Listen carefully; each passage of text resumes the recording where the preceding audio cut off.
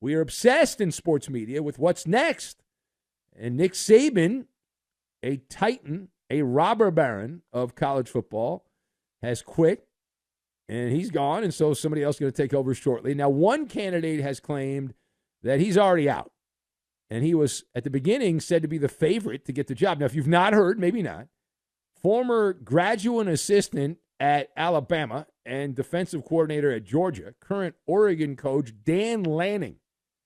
Dan Lanning shared a sizzle video on X in which he reaffirmed, he recommitted, he said his vows again to the Ducks. Quack, quack, quack. He said in the video, I want to be here in Eugene as long as Eugene can have me. That's very kind. He says, this place has everything I could possibly ever want. Eugene, Oregon, the hotbed of college football. He went on to say there's a little bit of a problem in society today with people who are looking, he said, for the what's next. It's always about what's next. Now, Lanning went on to say the grass is not always greener. In fact, the grass is damn green in Eugene. Ooh, damn green in Eugene. Let us discuss the question. Dan Lanning saying that he is staying put. He is not leaving the Oregon Trail for Alabama. Do you believe him? Do you believe him? I've got dog whistle, silver bullet, and Monopoly. And we will combine all of these things together, and we are going to make one of those designer donuts, which is over in Portland. They're known for their designer donuts. So, number one.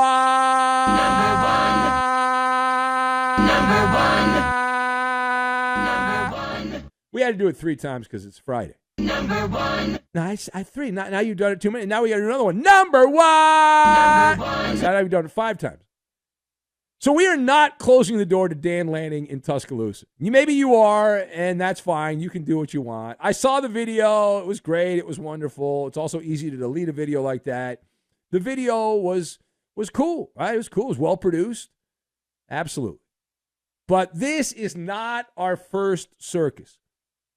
And we have taken a few spins around the coaching carousel over the years behind the bully pulpit here at Fox Sports Radio. So is the Alabama job still an empty chair? And last I checked, yes. Until Bama hires Bubba Joe Blow to be the next coach, the opportunity is there, right? The opportunity is there. Nike blood money is bankrolling Oregon. Bama's got big cotton money on their side. And as we all know, every man, woman, and child, we all have a price. Everyone's got a price. Marlon Brando from old Hollywood can come in there and say, hey, I'm going to make him an offer he cannot refuse. Godfather style.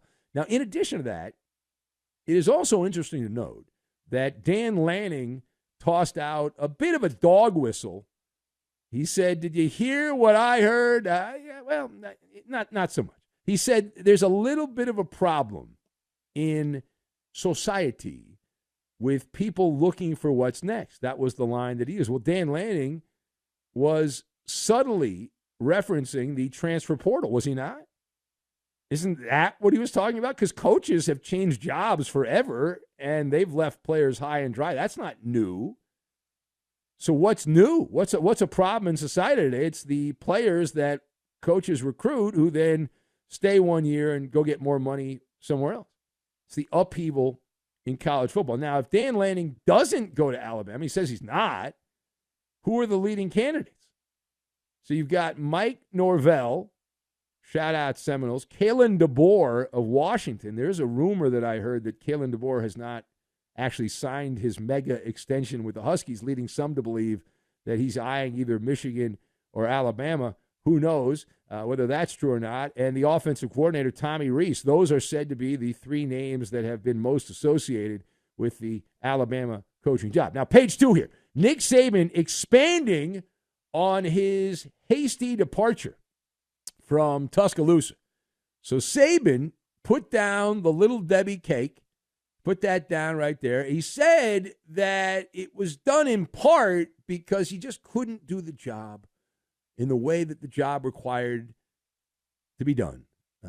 He said, well, rather than me tell you what he said, we actually have Nick Saban here talking about why he is leaving Alabama. Let's go to the audio tape. Here he is.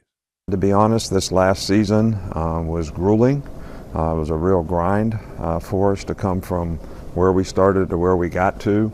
Took a little more out of me than usual, and when people mention the health issue, it was really just the grind of, can you do this the way you want to do it? Can you do it the way you've always done it and be able to sustain it and do it for the entire season? All right, so he went on to say it was inevitable when you get to my age and whatnot. So Saban claiming his health, the grind is why he retired from Alabama. How does that strike you? How does that strike you? So this strikes me as a silver bullet, a magical solution to a rather complex problem. Nobody is allowed to question. When you say health, you can't question. You can't question, right? So I would argue that, sure, when you get in your 70s, I would imagine that it takes a little longer when you get out of bed in the morning, things like that, and there's some adjustments you got to make in life. But I would also argue it is a lie by omission. It is a lie by omission because Saban, a couple of times, I watched some of the news stuff that he did, the interviews that he did, that were bouncing around the social media channels on Thursday. And the sense I got, the thing that struck me was he said, this is not about NIL. But to me, it is about NIL. It's about the red tape. And you say the grind, the stress of it all got to you. But a lot of the added stress is not because of the age thing. It's because of the NIL thing. And if you've done things a certain way and then the way that has changed, and you can still succeed at it, but it's not as much fun, it becomes problematic. And there were reports that Saban was almost robotic when he was meeting with players about NIL stuff and whatnot. So the thing about the grind and the health, let me run this past you right now. I'm going to be very clear. Nick Saban is talking about, the grind of the whole thing. So that means he needs to just take a break and not do anything. Dollars to donuts. You want to bet that Nick Saban ends up on the boob tube, whether it's at Fox or ESPN, that he's doing one of the college pregame shows next season? Because I'll bet you on that. And if he does end up doing that, that would then validate my position that this was not so much health related, this was NIL related, because you're doing college football pregame, you're traveling pretty much every week, depending on which channel you go to a different college town. Now, final point.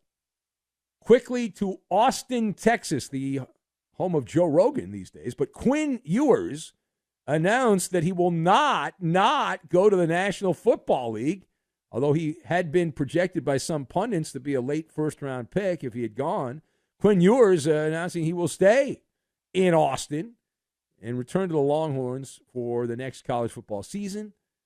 So that's not really the story here. The story here is Arch Manning.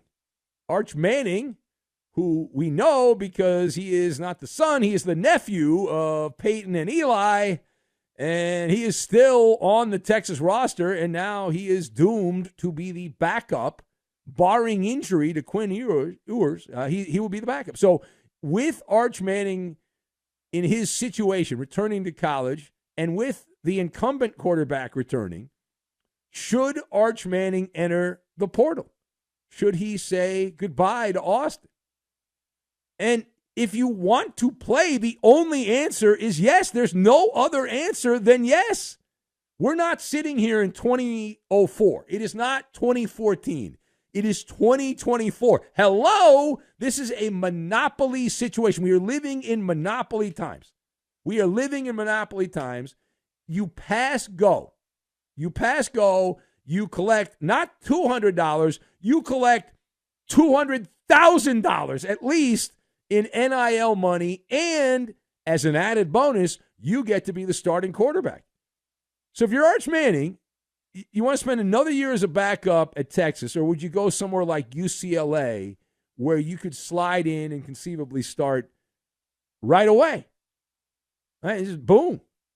There was a guy named Troy Aikman who transferred to UCLA, for example, from Oklahoma. It turned out pretty well for him.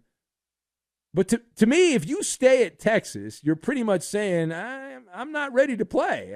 I don't want to play. I'm okay being a backup, and I'm fine with that, and I'll just hang out another year, and then maybe eventually I'll get an opportunity to play. It's an interesting quagmire for Arch Manning.